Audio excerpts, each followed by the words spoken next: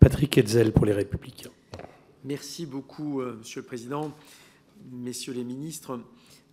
Nous constatons dans votre programme de stabilité une prise de conscience nouvelle de l'impératif de réduire évidemment le déficit, mais aussi la dette.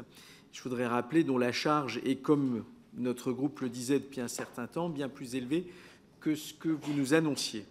Et là, cette volonté est bien tardive et au-delà des bonnes intentions, nous allons juger sur les faits, car ces derniers temps, le gouvernement a surtout fait des promesses de hausse de dépenses plutôt que de réduction des dépenses. Bien en amont de tout cela, d'ailleurs, les Républicains avaient proposé une réduction des dépenses via une débureaucratisation pour 20 milliards d'euros à l'échéance 2025 et 10 milliards d'euros ensuite avec l'échéance 2027, soit 30 milliards d'euros.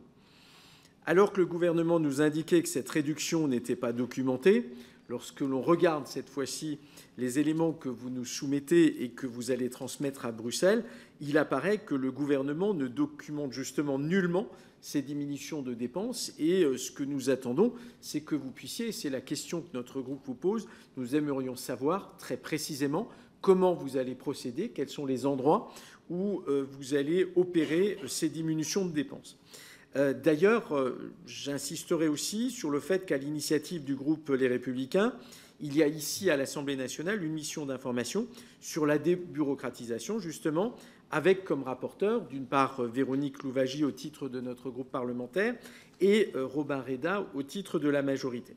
Cette mission d'information a engagé son travail. Elle va aussi faire un certain nombre de propositions. Ce que nous espérons, en tout cas, c'est que les conclusions de cette mission seront suivis par le gouvernement. En tout cas, là aussi, est-ce que vous pouvez nous indiquer comment vous comptez travailler avec les rapporteurs de cette mission et faire en sorte que le Parlement soit écouté et pas simplement une variable d'ajustement? Je vous remercie. Merci.